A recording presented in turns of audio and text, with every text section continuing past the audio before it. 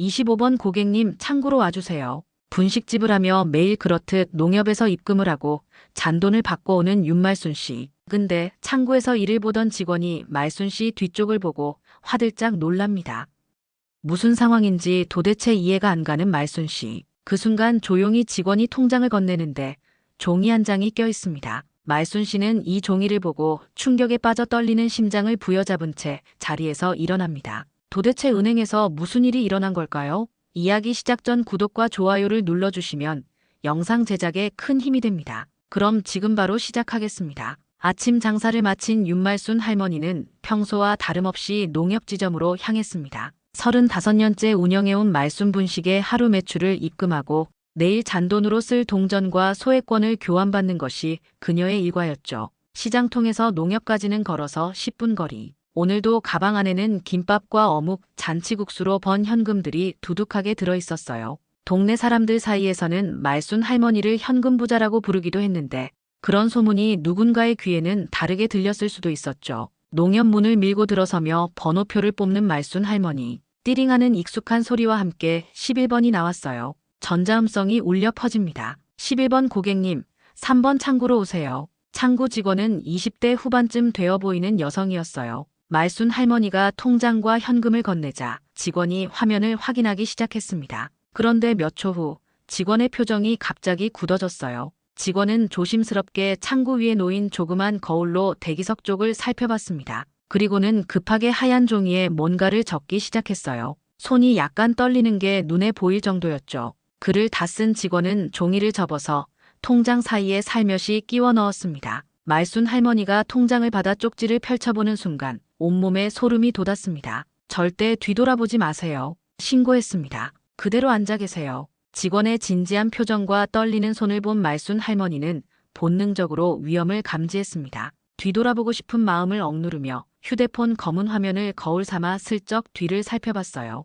대기석에는 짙은 후드를 눌러 쓴 남자 3명이 앉아 있었습니다. 가운데 앉은 남자의 얼굴이 휴대폰 화면에 희미하게 비쳤는데 말순 할머니는 그 얼굴을 알고 있었어요. 동네에서 악명 높은 조성만이었죠. 고객님, 전산 처리가 조금 더 필요해서요. 대기석에서 잠시 기다려 주시겠어요? 창구 직원의 목소리에는 평소와 다른 긴장감이 묻어 있었어요. 말순 할머니는 최대한 태연한 척하며 대기석으로 돌아갔습니다. 그런데 바로 그때 조성만 일행이 슬금슬금 움직이더니 말순 할머니가 앉은 의자 양옆으로 자리를 잡았어요. 조성만이 바로 옆에 앉으며 무릎을 밀착시켰습니다. 바지 천 너머로 차갑고 얇은 금속이 스치는 느낌이 전해졌어요. 할머니, 요즘 너무 힘들어서 말이야. 동생이 아파서 수술비가 필요한데. 조성만의 낮고 끈적한 목소리가 귀 밑으로 스며들었습니다. 말순 할머니는 심장이 쿵쾅거렸지만 표정 하나 바꾸지 않고 가만히 앉아 있었습니다. 과연 경찰은 언제 올까요?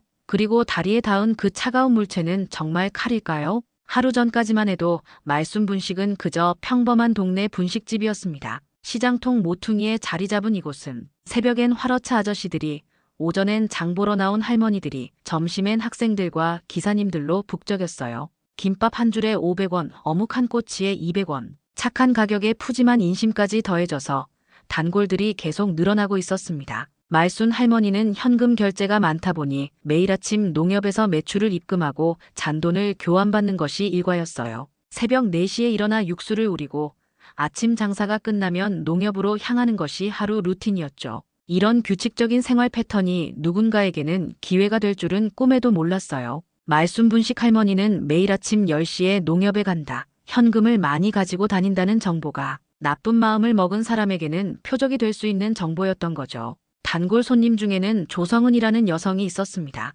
20대 후반쯤 되어 보이는 그녀는 일주일에 3번 정도 가게를 찾아왔어요. 몇 년 전부터 단골이 되어서 말순 할머니와는 꽤 친분이 쌓인 사이였죠. 아가씨, 오늘은 몸 좀 괜찮아? 오늘도 안색이 안 좋네. 할머니, 괜찮아요. 김밥이 너무 맛있어요. 이런 대화를 나누며 서로를 챙기는 사이가 되었어요. 조성은은 늘 밝게 인사하고 김밥을 주문할 때마다 미안해하는 표정을 지었습니다. 사장님, 선천적으로 몸이 좀 안 좋아서요. 병원에서는 건강식을 먹으라고 하는데 가끔은 김밥이 너무 먹고 싶어서. 그녀는 항상 이렇게 말하며 웃었지만 자세히 보면 얼굴이 좀 창백했어요. 가끔씩은 무릎을 감싸 쥐고 아파하는 모습도 보였고 팔이나 다리에 파랗게 든 멍이 보이기도 했죠. 어디 부딪혔나 보다. 요즘 젊은 사람들이 워낙 바쁘게 살아서 말순 할머니는 대수롭지 않게 넘겼어요. 선천적 지병이 있다고 하니 그런가 보다 했고 멍 같은 것도 넘어지거나 부딪혀서 생긴 거라고만 생각했습니다.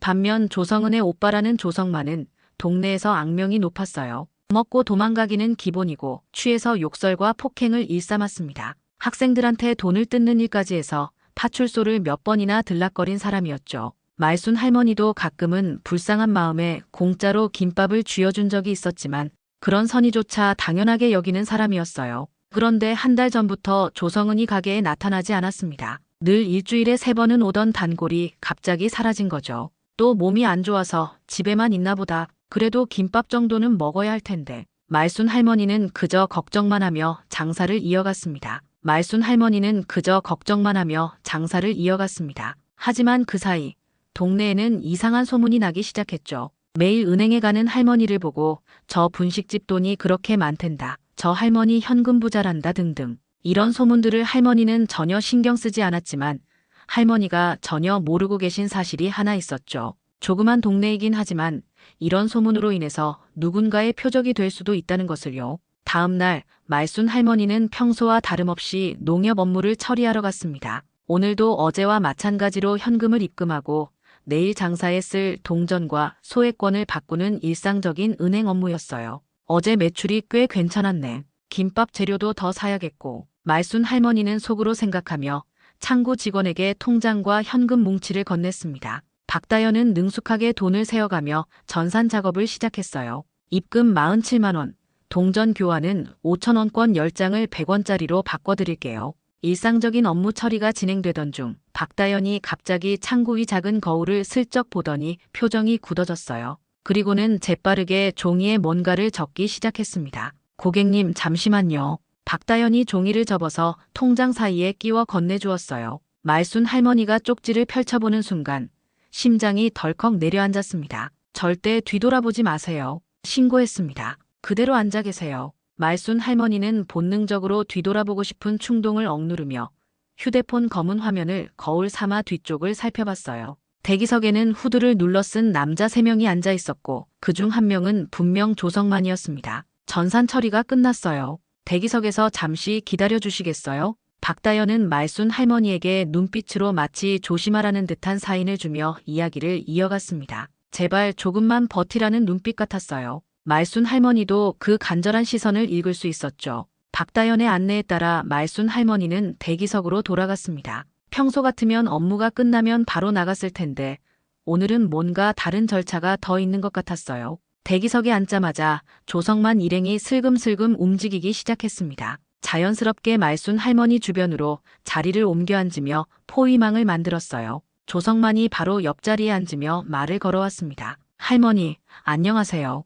혹시 저 기억하세요? 말순 분식에 가끔 가는. 처음에는 정중한 인사였어요. 하지만 곧 본색을 드러내기 시작했습니다. 할머니, 진짜 급한 일이 있어서 그러는데 동생이 수술해야 한다고 해요. 5천만 원만 빌려줄 수 있어요? 그때 말순 할머니는 다리에 차가운 무언가가 닿는 것을 느꼈어요. 조성만이 무릎을 밀착시키며 바지 천 너머로 날카로운 금속을 살짝 대고 있었던 것입니다. 할머니도 장사하시니까 아시잖아요.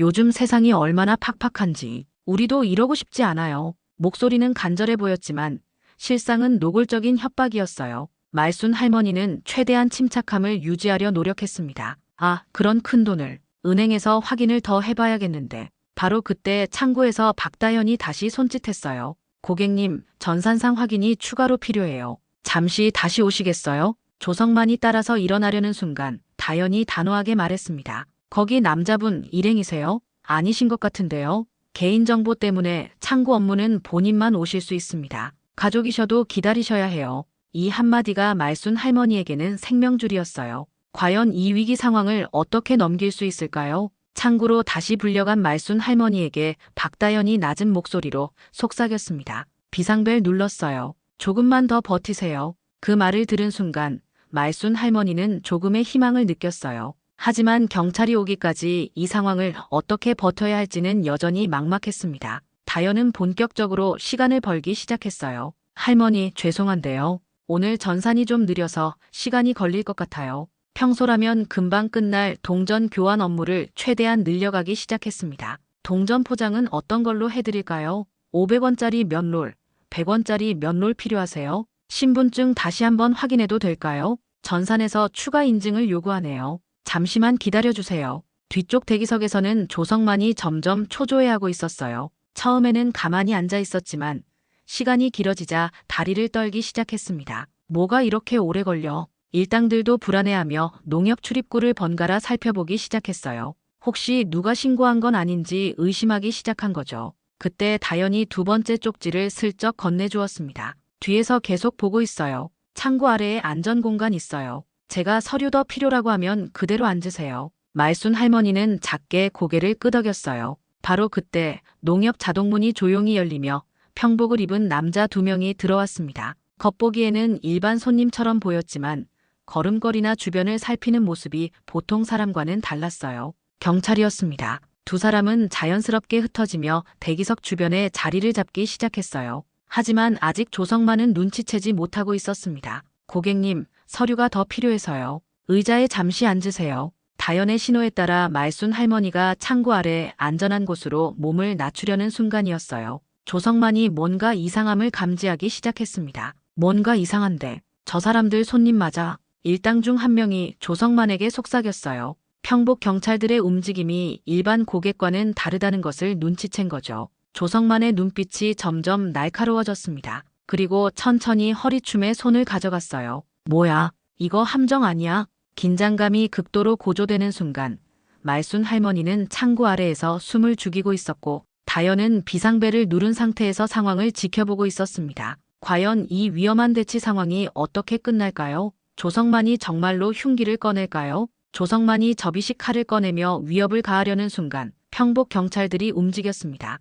가만히 있으면 다치진 않아. 조성만의 말이 채 끝나기도 전에 한 명의 형사가 번개처럼 달려들어 손목 꺾기 기술로 칼 든 손을 제압했어요. 동시에 다른 형사가 무릎 압박으로 조성만을 바닥에 눕혔습니다. 으악! 조성만이 비명을 지르며 바닥에 엎어졌고 얇은 접이식 칼이 바닥으로 떨어져 나갔어요. 조성만 흉기 휴대 협박 혐의로 긴급 체포합니다. 당신은 묵비권을 행사할 권리가 있으며 철컥 수갑이 채워지는 소리가 농협 안에 울려 퍼졌습니다. 나머지 일당 두 명도 순식간에 제압되었어요. 한 명은 도망치려다 농협 출입구에서 붙잡혔고 다른 한 명은 아예 저항도 하지 못하고 바닥에 엎드려졌습니다. 오해야, 오해. 우리는 그냥 돈 좀 빌리려고 한 거라고. 조성만이 소리쳤지만 현행범으로 체포된 상황에서 변명은 소용없었어요. 특히 흉기까지 휴대하고 있었던 상황에서 말이죠. 말순 할머니는 창고 아래 안전공간에서 다연의 부축을 받으며 천천히 일어났습니다.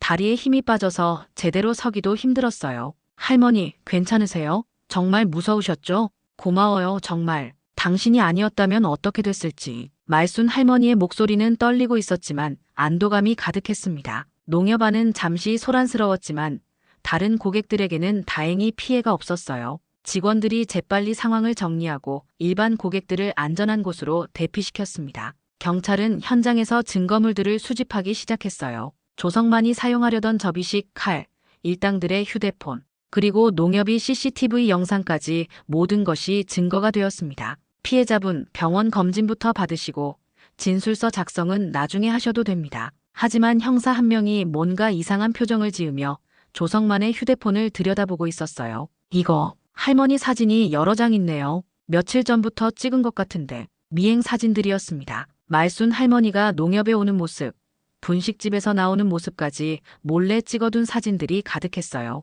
이건 단순한 우발적 범행이 아니네요. 계획적인 범죄였습니다. 그런데 한편으로는 찜찜했어요. 긴급 출동한 경찰이 조성만의 이름을 이미 알고 있었거든요. 가만히 있어 조성만 하고 말이죠. 도대체 경찰은 조성만을 어떻게 알고 있던 것일까요? 과연 이 사건의 전말은 무엇일까요? 그리고 조성만이 말순 할머니를 미행한 진짜 이유는 뭐였을까요? 피의자들이 경찰서로 이송된 후 본격적인 조사가 시작되었습니다. 형사과 한기석 형사가 말순 할머니의 진술을 받고 있었어요. 할머니, 혹시 평소에 조성만이 협박이나 괴롭힘을 한 적이 있나요? 글쎄요. 가게에서 몇 번 돈 안 내고 도망간 적은 있지만 이렇게까지 할 줄은 몰랐어요. 그때 옆 사무실 문이 열리더니 여성 청소년계 이수연 경감이 두툼한 파일을 들고 들어왔습니다. 한 형사님, 조성은 관련 내사 자료입니다. 조성은이요? 그게 누구죠? 조성만의 친동생입니다. 수개월간 가정폭력과 경제적 착취 사건으로 내사를 진행하고 있었어요. 이수연 경감이 파일을 펼쳐 보이자 말순 할머니는 깜짝 놀랐습니다. 파일 안에는 조성은의 사진들이 있었는데 얼굴과 몸 곳곳에 멍이 든 모습이었어요. 이건 우리 가게 단골 아가씨인데. 파일에는 반복된 타박상과 골절 흔적들이 의료 기록으로 정리되어 있었어요. 야간에 녹취된 폭언 소리, 편의점 CCTV에서 찍힌 끌려가는 모습, 그리고 매달 급여를 전액 인출해서 현금으로 전달하는 패턴까지 모든 것이 표와 타임라인으로 정리되어 있었습니다. 경찰은 덧붙였습니다. 이미 동생 폭력 사건으로 내사 사건이 조사 중이었죠. 단순 폭력이 아니라 노동 착취가 있었습니다. 이럴 수가. 이 아이는 매일 몸이 아파 고통스러워했어요. 선천적 지병이라고 했는데 그게 아니었다는 말인가요? 할머니는 매일 보던 젊은이의 아픔을 몰라본 게 너무나도 미안했죠. 말순 할머니의 목소리에는 충격과 자책감이 섞여 있었어요. 몇 년간 봐온 그 아이의 아픔이 병 때문이 아니라 폭력 때문이었다니요. 최근에 피해자가 갑자기 출근을 끊고 연락이 두절됐어요. 저희는 그게 위험 신호라고 판단했습니다. 그런데 오늘 농협 사건이 터진 거죠. 이수연 경감의 설명을 들으며 퍼즐이 맞춰지기 시작했어요. 조성만이 더 이상 동생에게서 돈을 빼낼 수 없게 되자 새로운 표적으로 말순 할머니를 노린 것이었습니다. 조성만의 휴대폰에서 할머니 미행 사진들이 발견됐어요. 며칠 전부터 농협 방문 패턴을 파악하고 있었던 것 같습니다. 한기석 형사가 휴대폰 화면을 보여주었어요. 말순 할머니가 매일 같은 시간에 농협에 가는 모습, 현금 가방을 들고 다니는 모습까지 세세하게 찍혀 있었습니다. 이 사건은 단순한 강도 미수가 아니라 특수강도, 살인미수, 가정폭력, 스토킹, 공갈이 복합된 사건으로 확대됩니다. 말순 할머니는 머릿속이 복잡해졌어요. 몇 년간 자신의 가게에 다니던 그 밝은 아이가 이런 고통을 받고 있었다니. 그리고 자신도 모르는 사이에 범죄의 표적이 되어 있었다니. 그럼 조성은이는 지금 어디에 있나요? 혹시 집에 갇혀 있는 건 아닐까요? 지금 수색영장 신청하고 있어요. 곧 현장으로 출동할 예정입니다. 과연 조성은은 무사할까요? 그리고 이 모든 폭력의 진실이 밝혀질 수 있을까요? 수색영장이 발부되자마자 경찰들은 조 씨 남매가 살고 있는 집으로 향했습니다. 말순 할머니도 혹시 도움이 될까 하여 경찰차를 따라갔어요. 낡은 연립주택 2층, 조성만과 조성은이 살고 있다는 집 앞에 도착했습니다. 문 앞에 서자마자 안에서 희미한 신음소리가 들려왔어요. 아파. 조성은 씨, 경찰입니다. 괜찮으세요? 이수연 경감이 문을 두드리며 불렀지만 대답이 없었어요. 다만 더 작아진 신음소리만 들려올 뿐이었습니다. 문 열겠습니다. 경찰이 문을 열고 들어서자 참혹한 광경이 펼쳐졌어요. 바닥에는 옅은 피자국이 여기저기 보였고 깨진 그릇과 컵 파편들이 흩어져 있었습니다. 벽에는 주먹으로 때린 듯한 구멍들이 뚫려 있었어요. 조성은 씨, 방 한쪽 구석에서 조성은이 구부정하게 웅크린 채 앉아 있었습니다. 얼굴과 팔 종아리에는 새로 생긴 멍들이 산발적으로 퍼져 있었고 특히 발목이 심하게 부어 있어서 제대로 걷기 힘들어 보였어요. 괜찮아요. 경찰이에요. 이제 안전해요. 이수연 경감이 조심스럽게 손을 내밀자 조성은은 겁에 질린 눈으로 주변을 두리번거렸습니다. 마치 오빠가 갑자기 나타날까봐 두려워하는 것 같았어요. 그때 문가에서 기다리던 말순 할머니가 모습을 드러냈습니다. 조성은이 할머니를 보자마자 눈물을 쏟기 시작했어요. 사장님, 죄송해요. 밥값을 못 드려서. 더 이상 가게에 못 가서. 아가씨, 말순 할머니는 조성은의 손을 조용히 잡았습니다. 차가운 손이 얼마나 많이 떨리고 있는지 느껴졌어요. 내가 미안해할 일이 아니야. 내가 몰라봐서 미안하다. 현장에서 경찰들은 추가 증거를 수집하기 시작했어요. 의무기록철에서는 진통제 과다 처방 내역이 발견됐고 서랍에서는 급여 인출 후 현금을 전달하라는 협박 메모들이 나왔습니다. 그리고 조성은의 휴대폰에서는 오빠로부터 온 끔찍한 협박 문자들이 복구되었어요. 돈 끊기면 넌 못 걸어. 병원비는 내가 내는 거야. 말 안 들으면 어떻게 되는지 알지. 응급보호 명령이 즉시 내려졌고 조성은은 안전한 쉼터로 이송되었습니다. 의료진과 상담사들이 함께하는 곳에서 치료와 회복을 시작하게 되었어요. 이제 정말 끝났어요. 더 이상 무서워하지 않아도 돼요. 하지만 몇 년간 받아온 상처들이 하루아침에 치료될 수는 없었어요. 이 아이가 다시 웃을 수 있게 되려면 얼마나 오랜 시간이 걸릴까요? 몇 달이 지났습니다. 조성만은 특수강도 미수, 살인미수, 흉기 휴대 협박, 가정폭력, 스토킹 등 복합 혐의로 구속 기소되었어요. 법원에서는 보호명령을 상시 갱신하여 피해자와의 접촉을 완전히 차단했습니다. 조성은은 안전한 환경에서 천천히 회복해 나가고 있었어요. 의료 재활과 심리 상담을 병행하며 보행 보조기의 도움으로 조금씩 걸음마를 떼고 있었습니다. 오늘은 좀 어때요? 다리 아픈 건 괜찮아요? 네, 많이 좋아졌어요. 진짜 아픈 건 몸이 아니라 마음이었나 봐요. 그녀의 얼굴에 조금씩 웃음이 돌아오고 있었어요. 말순 할머니는 조성은의 회복을 위해 작은 도움의 손길을 내밀었습니다. 쉼터 운영비에 소액을 기부하고 조성은이 새로운 시작을 할 수 있도록 파트타임 일자리도 소개해 주었어요. 할머니, 너무 감사해요. 어떻게 이런 도움까지. 뭘 말하니. 사람이 사람답게 살 권리가 있는 거지. 그게 첫째고 나머진 그 다음이야. 박다현도 말순 할머니의 안전을 위해 매달 첫째 주에 만나 루틴을 점검해 주었어요. 현금 노출을 줄이고 이체 중심으로 바꾸는 방법, 농협 방문 시간을 다양화하는 방법 등 안전한 생활 패턴을 함께 만들어갔습니다. 할머니, 이제 현금은 최소한만 들고 다니세요. 그리고 매일 같은 시간에 오시지 마시고요. 그래, 이제 알겠다. 당신이 곁에서 봐주니 든든해. 시간이 흐르면서 동네 사람들의 말순 할머니를 보는 시각도 바뀌었어요. 예전에는 현금 부자라고 부르던 사람들이 이제는 마을의 엄마라고 부르기 시작했습니다. 어느 저녁 말순 할머니는 분식집 창가에 의자 하나를 더 놓고 조성은에게 따뜻한 잔치국수를 내밀었어요. 사장님, 정말 맛있어요. 이런 날이 올 줄 몰랐어요. 조성은의 얼굴에는 진짜 웃음이 돌아와 있었어요. 더 이상 아픔을 감추려는 억지 웃음이 아닌 마음에서 우러나오는 진짜 웃음이었습니다. 사람 사는 법, 별거 없어. 같이 먹고 같이 버티는 거야. 말순 할머니의 말에 가게 안이 따뜻한 불빛으로 가득 찼어요. 생존이 삶으로, 아픔이 희망으로 바뀌는 순간이었습니다. 몇 달 후, 조성은은 새로운 직장에서 일하며 독립된 생활을 시작했어요. 여전히 가끔씩은 말순 분식을 찾아와 따뜻한 국수 한 그릇을 먹으며 안부를 나누었습니다. 할머니, 저 이제 정말 괜찮아요. 무서움 없이 살고 있어요. 그래, 그렇게 살아야지. 당당하게. 박다연은 농협에서 계속 근무하며 고객들의 안전을 지키는 일을 하고 있어요. 그날의 경험이 그녀를 더욱 든든한 지역사회의 파수꾼으로 만들어 주었습니다. 말순 분식은 여전히 시장 모퉁이에서 사람들을 맞이하고 있어요. 하지만 이제는 단순히 배를 채우는 곳이 아니라 서로를 돌보고 지키는 마음이 있는 곳이 되었습니다. 서로를 지키며 사는 것, 그것이 진정한 공동체의 모습일 것입니다. 지금까지 말순 분식 사건을 들어주신 여러분 정말 고맙습니다. 우리 주변에는 아직도 도움의 손길이 필요한 이웃들이 있을 거예요. 작은 관심 하나가 누군가의 삶을 바꿀 수 있다는 것을 기억해 주세요. 오늘 이야기가 도움이 되셨다면 구독과 좋아요 꼭 눌러주시고 댓글로 여러분의 생각도 들려주세요. 다음 주에도 더 따뜻한 이야기로 찾아뵙겠습니다. 모두 안전하고 따뜻한 하루 보내세요.